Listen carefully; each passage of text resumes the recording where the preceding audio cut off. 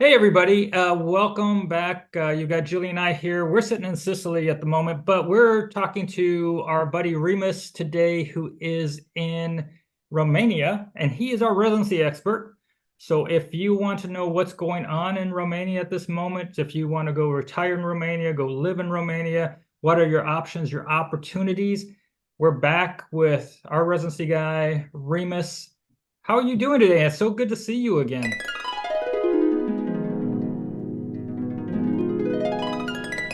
Hello, Warren. Hello, Julie. Thank you very much for the invitation. Happy to be here. Happy to see you guys again. Last time we met in Brasov. I see now that you're in Sicily, so we're making this remotely. Uh, Here in Romania, things are changing. Starting this year, we will be in the Schengen area. So anybody who wants to move to Romania, starting with 2024, will have a bonus that when he goes, for example, with the plane from Romania to Italy, will not go through custom control. However, you still need to do the luggage clearance and so on, and somebody will check you. So not all queues will be gone, but at least no more passport control from the border police. And also, when you get there to the destination, you go as a citizen, so you will not have any border control there. Also, it will be like partially, let's say, like in US, going from New York to LA, Mhm. and you don't when you arrive there you are just arrived. Yeah. And temporarily, you guys still have the land borders in place until um, a future date. We just don't know the date when they're going to change that. But in March, you guys go Schengen. So from the standpoint of as an American, you can only be in the Schengen 90 days every 180 days. And before you can kind of get out of Schengen, go to Romania, hang out for 90 days potentially, and then go back into the regular Schengen zone. And you could have bounced between those. But now Romania is part of the Schengen as of March 1st of this year. And then the land borders, though, you'll between Hungary and Romania, you'll still need to show your passport and stuff to go through there for the time being. Soon, eventually, that will disappear, and you'll just be able to drive through like you could from California to Arizona.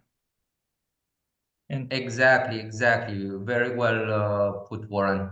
yeah, so Romania is popular in the minds of a lot of Americans that are looking to uh, have a more robust retirement. They're taking their dollars further. And not only Americans, though, you got Canadians. I mean, when we were in Cebu, in Brasov and running around, we met people from all over the world that were in Romania. And, Mhm. for the life that they could afford on the money that they make, whether they're digital nomads or whether or not they were a company or something in Romania. But the laws when you get online can be a little hard to interpret. So I'm hoping you're going to be able to tell us today and give knowledge for our audience to use, that if they want to come to Romania, how can they do it to stay there and live there?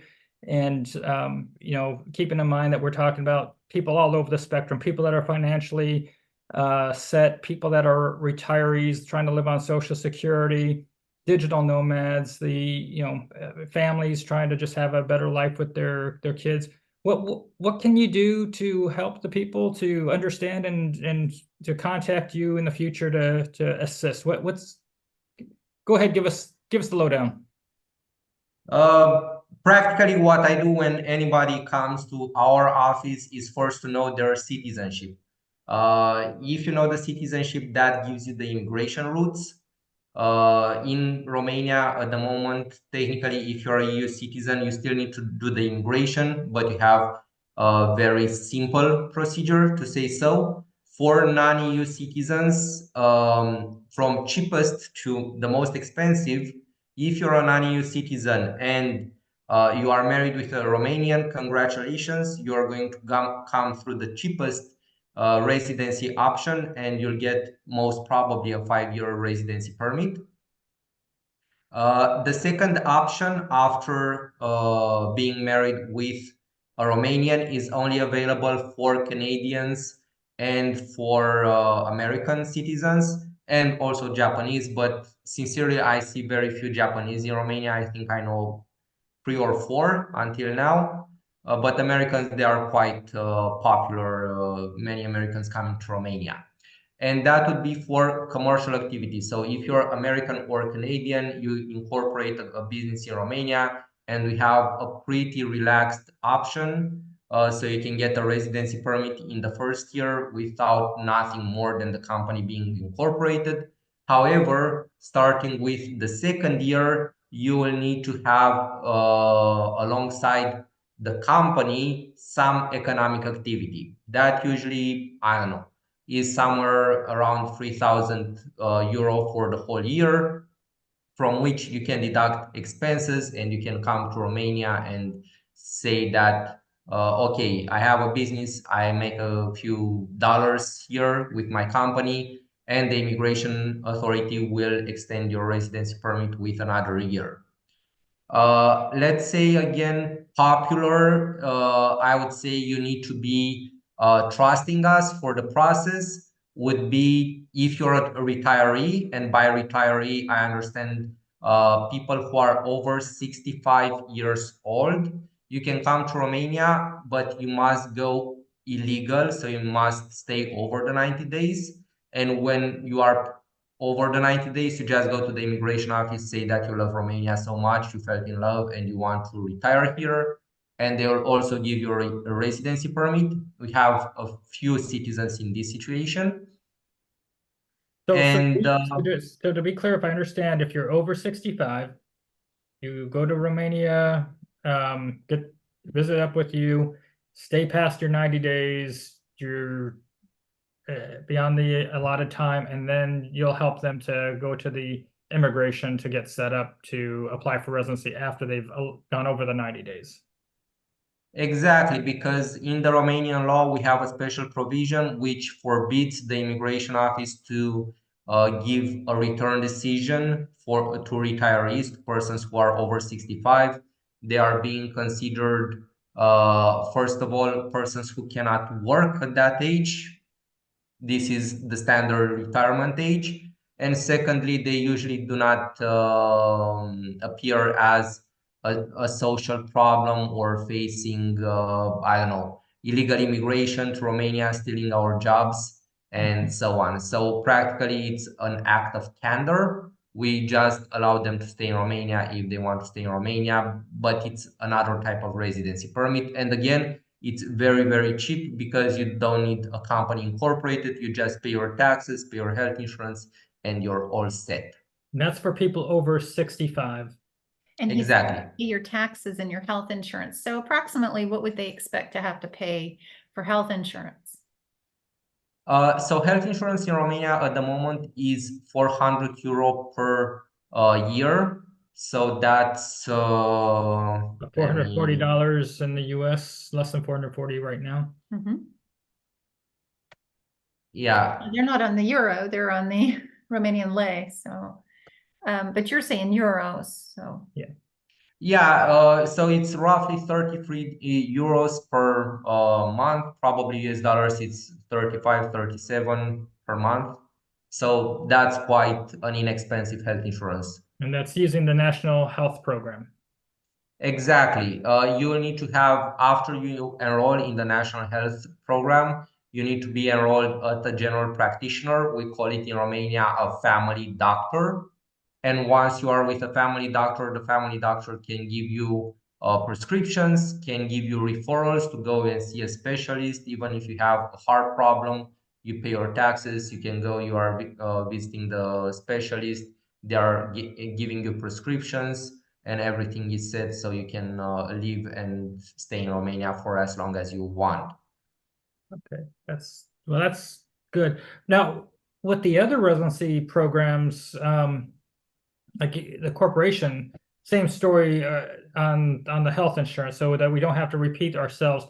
So as we go forward on discussing the various options, that's you're going to be standard. If you're getting residency, you're going to be in the Romanian health system. Exactly. The only residency that you don't need to pay by yourself the health insurance is if you come to Romania and you are employed, or if you are in Romania and you are under 18 years of age, or you are continuing your studies, because that's like free health insurance from the Romanian state. And when you are employed, the employer takes 10% of your wage and gives it to the Romanian state. So practically you are insured through your employer, who retains that money from your salary. Let me ask you now about the retiree that ends up in Romania. They're there, you've been able to get them residency, they overstayed their time, they're over 65 years old. They have their Social Security check coming from the United States or their pension coming from somewhere else in the world. Is that income taxed? At the moment in Romania, that is not taxed. We had a procedure in the past that if you had income from abroad for pensions, to say frankly, from abroad, and they were over 3,000 RON per month, that would be around 750 euro, somewhere around there. You would need to pay 10% on what exceeds the 700 euro, for example. So if you had 1,000 euro, you would pay health insurance on 300, 10% on 300, and that's like 30 euro, and that would be your contribution to the pension system, and that's everything that you needed to pay. At the moment, that law got abolished, and now they are discussing if they want to do it again, but nothing is in force as at the moment when we are speaking. Okay. So if we're looking at the corporation option, which is a popular way of getting residency in Romania, you don't have to make too much money on that. You can do something like consulting to your family or somebody, you pay yourself an income, and then that is going to be subject to tax. And I'll let you talk about the tax on that in a second. But for a person that's doing that option, if they have income that they are deriving somewhere else in the world because they are also making money doing something else, maybe they're digital nomads, or maybe they're getting residual income from commissions, like from previous work outside of Romania. Is that going to be taxed by Romania, or is it just going to be the income that you're putting through your corporation in Romania? Okay, so now we are discussing on two parts. The income that you get on your company in Romania, that gets taxed no matter what. The other part would be, for example, you are staying in Romania for a long period of time, and you still have a company in the US that is making income. Or, I don't know, let's make it a bit simpler. You are getting revenue from a rental or something like that. You need to know two things on this part. One, that if you are staying in Romania for more than 183 days, technically you should apply to establish your tax residency, and the Romanian authorities, based on the documents that you provide, will determine if you are a Romanian tax resident or if you are a foreign tax resident. If you submitted all the documents and Romania states, okay, you are a Romanian tax resident, so you will be paying tax to us, then you should start getting in all your income reported in Romania also. However, you need to report the income. For example, if you have a corporation in the US and you are getting their money, that is not your income. That's the corporation money. You will be reporting the income in Romania only when you take money out of the company. Those are dividends. However, if you have a rental agreement, that's income that you are getting every month. And you need to see what is the taxable way of paying that income. If you're paying And now technically there are two options, either that you are paying in your country where you hold the asset or where are you getting the income. You are paying less than what you'd pay in Romania. In Romania, you'd pay the difference. If you're paying more for that income in taxes in that country, you'll be paying nothing in Romania. As a matter of current tax rates, we have a flat 10% tax on any income. So practically, if you're getting rent, let's not put rental income, and I'm gonna tell you why. Rental, usually it's taxed only in the country where you get that income. So if you are getting rental income in Montenegro, you're going to pay taxes on that income just in Montenegro because it's tax associated with an asset, and usually is taxed only in the country where this asset is held. But let's say independent, like copyright revenue. If you're getting your revenue from copyright, you would have to report in Romania that, I don't know, I sold the book in US for $20. I've been taxed by US with nothing because I'm under the threshold. In Romania say is okay, pay $2 in Romania. So you pay that, but you pay that as tax on income, to say so. It's a bit more complex. Now, my, let's say, honest opinion, I know just a few of the people that I know in Romania went through the tax residency procedure. Not a lot have went and applied and got their Romanian tax residency. I know they are making pressures, or they are starting to make informations that, look, you should do this, but at the moment it's quite relaxed on this topic, so I wouldn't go very much in detail. You should know that it exists. We should have a discussion to see what type of income you have. Usually we have clients who are saying, I don't want to be taxed in Romania because I don't want to pay here tax again.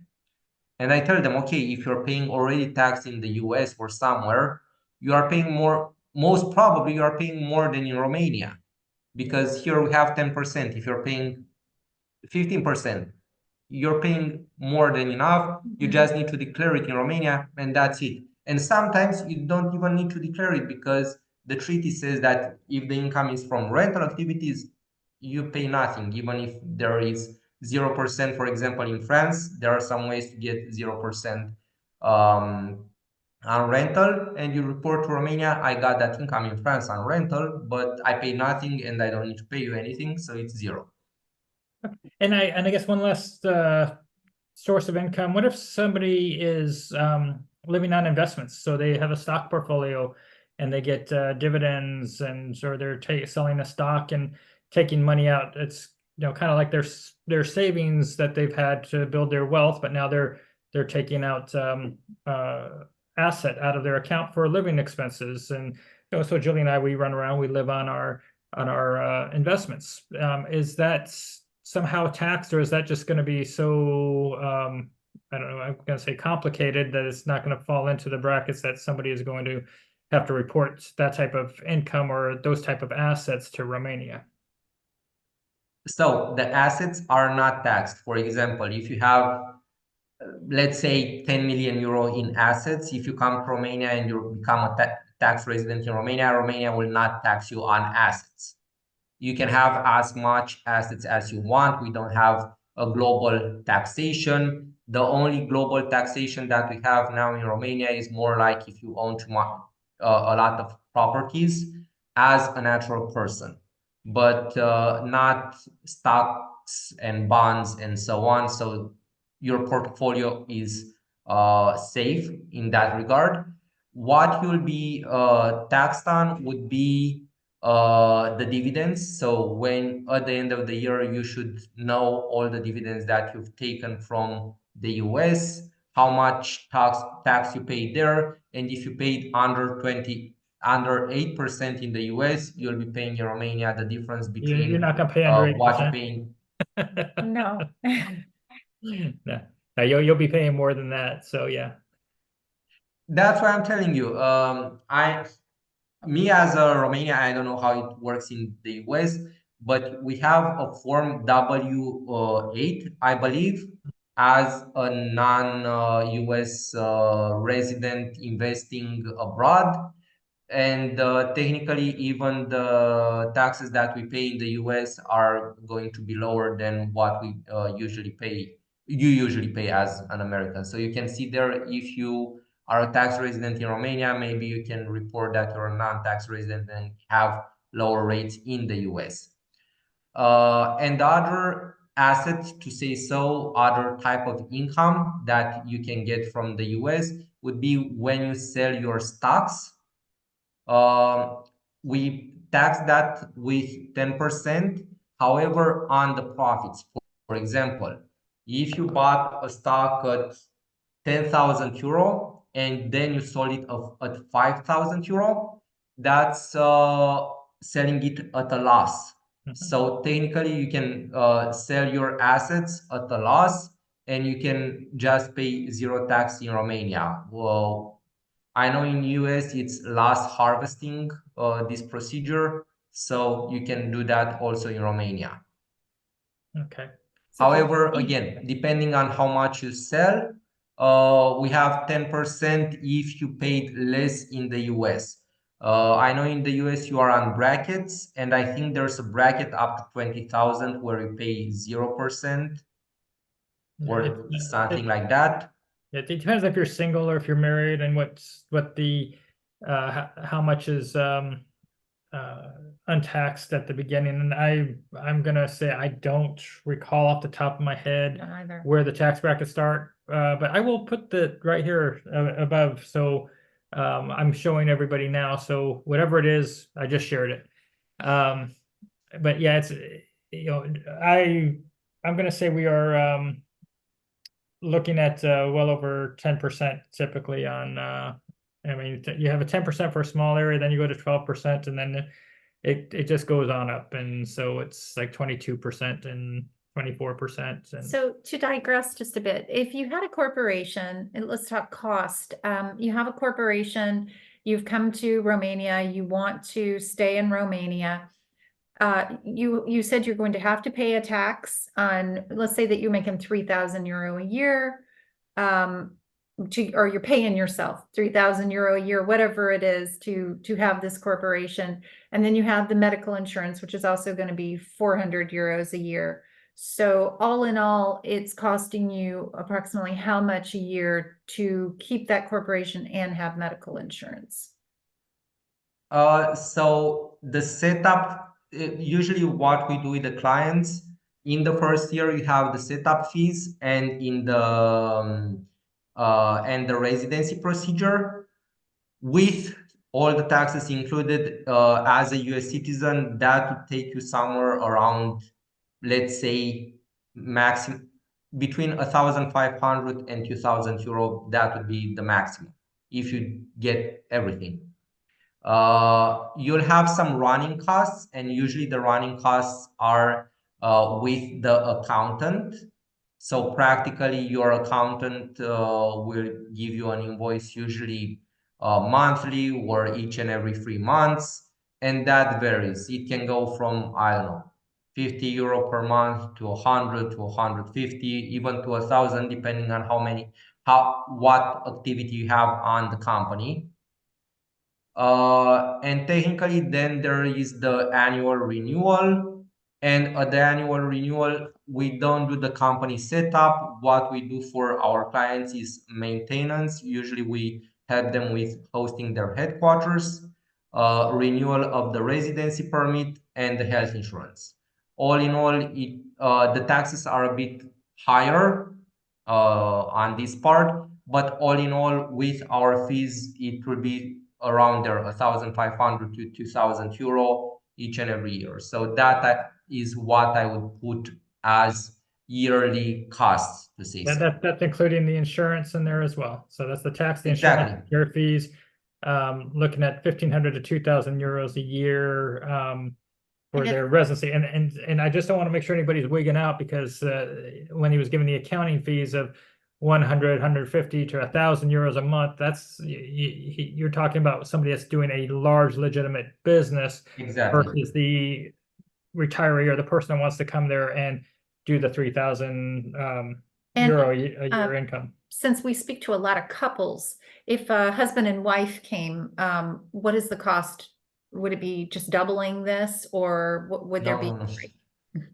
I wish.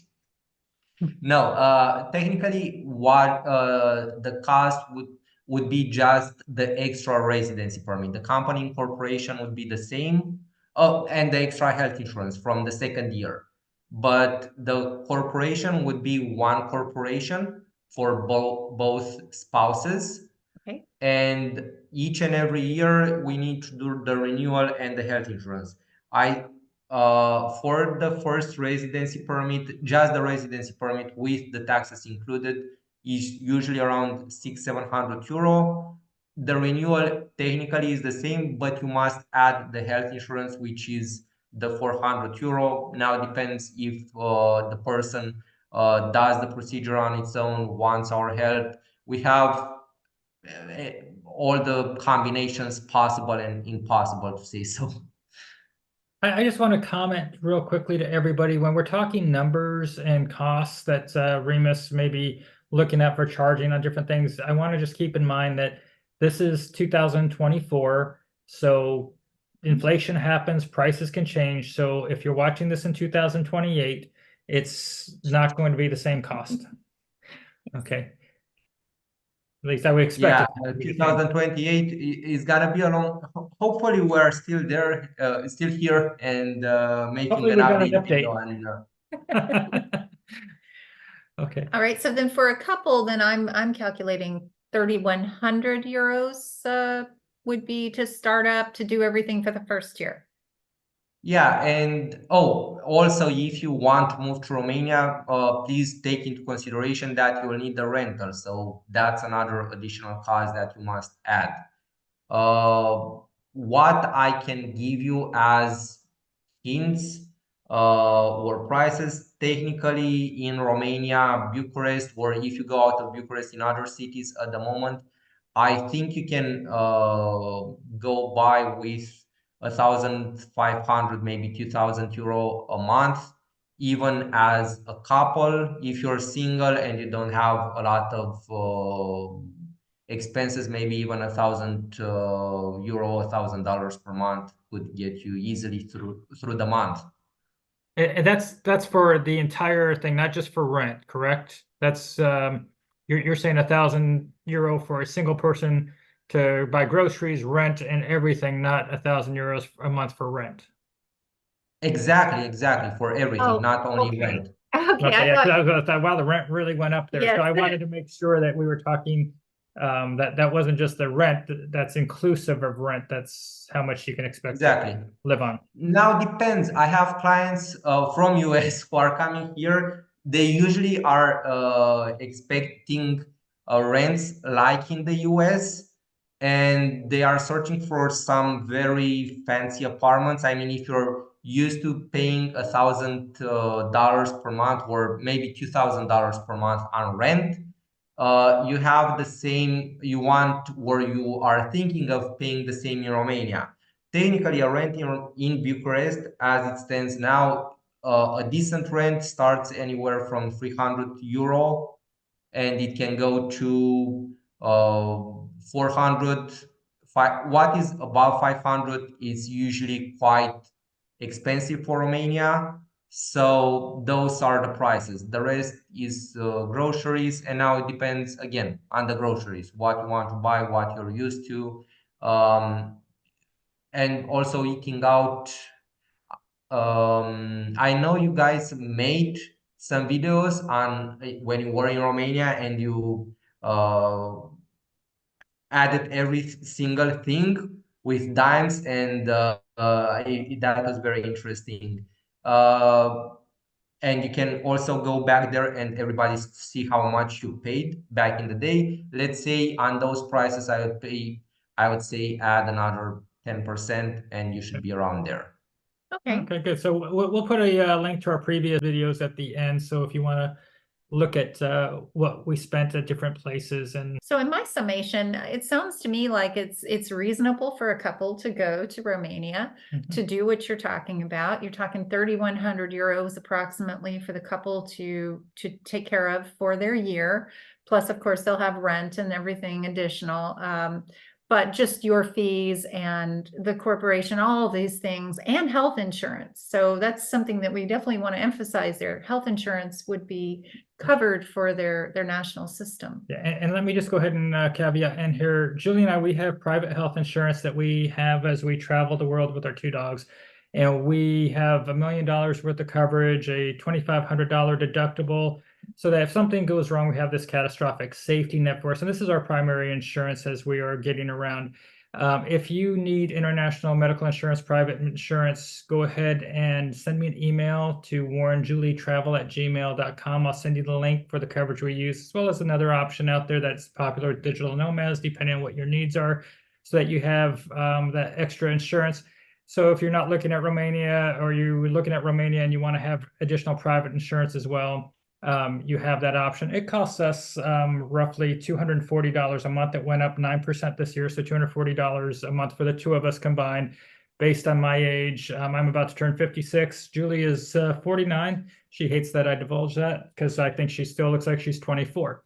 So anyhow, let us know if you need that international health coverage. But Romania sounds like it's got some good options as far as having the national program. Is there a good private health system in Romania, or is everything privatized, or is everything under the government?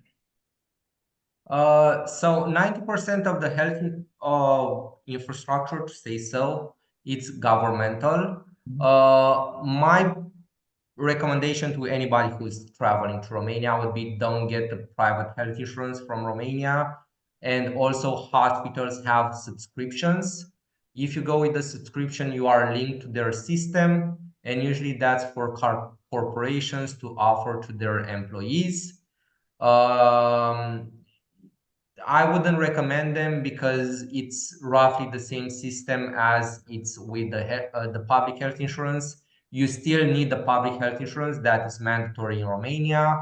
And from my point of view, it's just money wasted. If you want to go and be seen by a doctor faster, or want some blood work or something done faster, I usually go and pay out of pocket because, I don't know, even if you go with the best doctor in Romania, it will not cost you more than €100 for one visit. Usually a visit to a doctor, it's around $50. And you would go, they would tell you what you have, give you a prescription, and that's about it. One thing we haven't spoken about is mandatory time in country to retain your residency permit. A lot of countries require this. So does Romania also? Romania has mandatory time in the country only in the case that you are married with a Romanian citizen, like you are the spouse of a Romanian citizen. If you're not the spouse, you come with economic activity as an employee or anything else, there is no mandatory time in the country. And the mandatory time is to not stay out of the country for more than 6 months straight. Not to stay out more than 6 months at a time. Okay, that's easy enough to live with. Yeah. Okay. So, Remus, I'm going to go ahead and start wrapping this up. I know we could probably talk to you for another hour, but as a reminder, everybody, Julie and I, we are traveling full-time with our two dogs. We're trying to see what it's like to live in other countries, other places. We're trying to share our experiences and our expenses with you. We're talking to residency experts, sometimes real estate experts.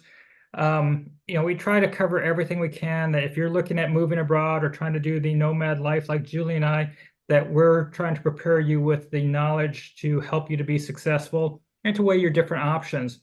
So at this time, I want to thank you for coming. I hope you subscribe, give this video a like, and until next time, have a great day, everybody. Bye-bye. Ciao.